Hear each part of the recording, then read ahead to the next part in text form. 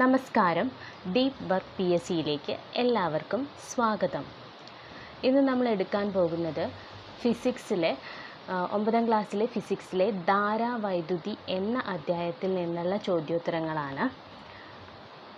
വൈദ്യുതി ചാർജിൻ്റെ unit coulomb.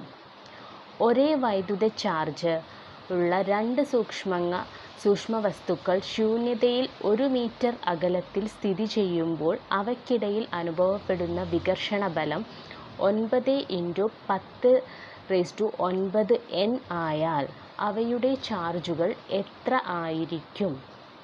1 coulomb വീതം. ചാർജുകളുടെ ചലനമാണ് വൈദ്യുത പ്രവാഹം. ചാലകങ്ങളിൽ വൈദ്യുത പ്രവാഹത്തിനു കാരണമാകുന്നത് എന്താണ്?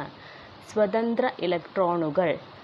ഇലക്ട്രോലൈറ്റുകളിലും വാതകങ്ങളിലും വൈദ്യുതി പ്രവാഹത്തിന് കാരണമാകുന്നതെന്ന് അയോണുകൾ. ഒരു ചാലകത്തിൻ്റെ 2 ബിന്ദുക്കൾക്കിടയിൽ വൈദ്യുതി പ്രവാഹം ഉണ്ടാകണമെങ്കിൽ ആ ബിന്ദുക്കൾ തമ്മിൽ ഏതിലാണ് വ്യത്യാസം ഉണ്ടായിരിക്കേണ്ടത്? ഇലക്ട്രിക് പൊട്ടൻഷ്യലിൽ. ഇലക്ട്രിക് പൊട്ടൻഷ്യലിൽ ഏതു ഭാഗത്തു നിന്നു ഏതു ഭാഗത്തേക്കാണ് കറന്റ് ഒഴുകുക? ഇലക്ട്രിക് പൊട്ടൻഷ്യൽ കൂടിയ ഭാഗത്തു നിന്ന് കുറഞ്ഞ ഭാഗത്തേക്ക്. പൊട്ടൻഷ്യൽ വ്യത്യാസത്തിൻ്റെ യൂണിറ്റ് വോൾട്ട്.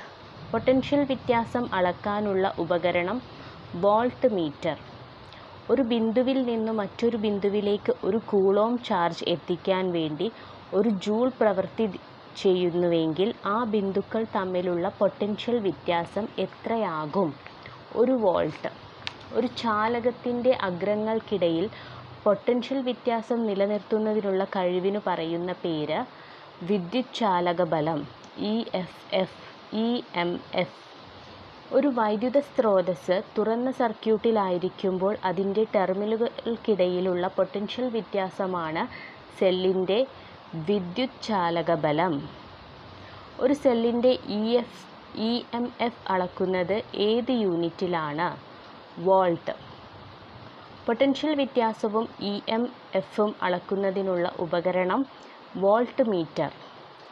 ശ്രേണി രീതിയിൽ ബന്ധിക്കപ്പെട്ട ഒരു സർക്യൂട്ടിലെ ആകെ EMF എത്ര? സർക്യൂട്ടിലെ സെല്ലുകളുടെ EMFൻ്റെ തുകയ്ക്ക് തുല്യമായിരിക്കും. പൊട്ടൻഷ്യൽ വ്യത്യാസം അളക്കേണ്ട ബിന്ദുക്കളും വോൾട്ട് മീറ്ററും എങ്ങനെയാണ് സർക്യൂട്ടിൽ ഘടിപ്പിക്കേണ്ടത്? സമാന്തരമായി. സമാന്തര രീതിയിൽ ഒരേ EMF ഉള്ള സെല്ലുകൾ ഘടിപ്പിച്ചാൽ ആകെ EMF എത്രയായിരിക്കും? സർക്യൂട്ടിലെ ഒരു സെല്ലിൻ്റെ EMFന് തുല്യമായിരിക്കും. വൈദ്യുതി ചാർജുകളുടെ ഒഴുക്കിന് പറയുന്ന പേര് വൈദ്യുതി പ്രവാഹം അഥവാ ഇലക്ട്രിക് കറന്റ്. ഒരു സെക്കൻഡിൽ ഒരു ചാലകത്തിലൂടെ ഒഴുകുന്ന വൈദ്യുതി ചാർജിനു അളവിന് പറയുന്ന പേര് വൈദ്യുത പ്രവാഹ തീവ്രത, കറന്റ്. ഇലക്ട്രിക്കൽ കറന്റ് അളക്കുന്നതിനുള്ള ഉപകരണം അമ്മീറ്റർ. ഇലക്ട്രിക് കറന്റ് അളക്കാൻ സർക്യൂട്ടിൽ അമ്മീറ്റർ എങ്ങനെയാണ് ഘടിപ്പിക്കേണ്ടത്? ശ്രേണിയായി. കറന്റിൻ്റെ യൂണിറ്റ് ആംപിയർ. ഓം നിയമം ആവിഷ്കരിച്ച ശാസ്ത്രജ്ഞൻ ജോർജ് സൈമൺ ഓം. താപനില സ്ഥിരം ആയിരുന്നാൽ ഒരു ചാലകത്തിലൂടെയുള്ള കറന്റ് അതിൻ്റെ 2 അഗ്രങ്ങൾക്കിടയിലുള്ള പൊട്ടൻഷ്യൽ വ്യത്യാസത്തിനു നേരനുപാതത്തിലായിരിക്കും. ഈ നിയമത്തിന് പറയുന്ന പേര് ഓം നിയമം. താപനില സ്ഥിരമായിരുന്നാൽ പൊട്ടൻഷ്യൽ വ്യത്യാസവും കറന്റും തമ്മിലുള്ള അനുപാതം ഒരു സ്ഥിരം സംഖ്യ ആയിരിക്കും. ഏത് നിയമപ്രകാരമാണ് ഇങ്ങനെ പറയുന്നത്? ഓം നിയമം. പ്രതിരോധത്തിൻ്റെ യൂണിറ്റ് ഓം. ഒരു ചാലകത്തിൻ്റെ അഗ്രങ്ങൾക്കിടയിൽ 1 വോൾട്ട് പൊട്ടൻഷ്യൽ വ്യത്യാസമുള്ളപ്പോൾ അതിലൂടെ ഒഴുകുന്ന കറന്റ് 1 ആംപിയർ ആണെങ്കിൽ ചാലകത്തിൻ്റെ പ്രതിരോധം എത്രയാകും? 1 ഓം. ഒരു സർക്യൂട്ടിലെ പ്രതിരോധം ക്രമമായി മാറ്റം വരുത്തി കറന്റിനെ നിയന്ത്രിക്കുന്ന ഉപകരണം റിയോസ്റ്റാറ്റ്.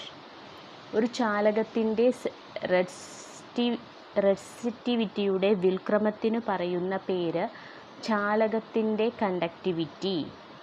ചാലകത്തിൻ്റെ കണ്ടക്ടിവിറ്റി ഏതു ഗ്രീക്ക് പ്രതീകം ഉപയോഗിച്ചാണ് സൂചിപ്പിക്കുന്നത്? സിഗ്മ.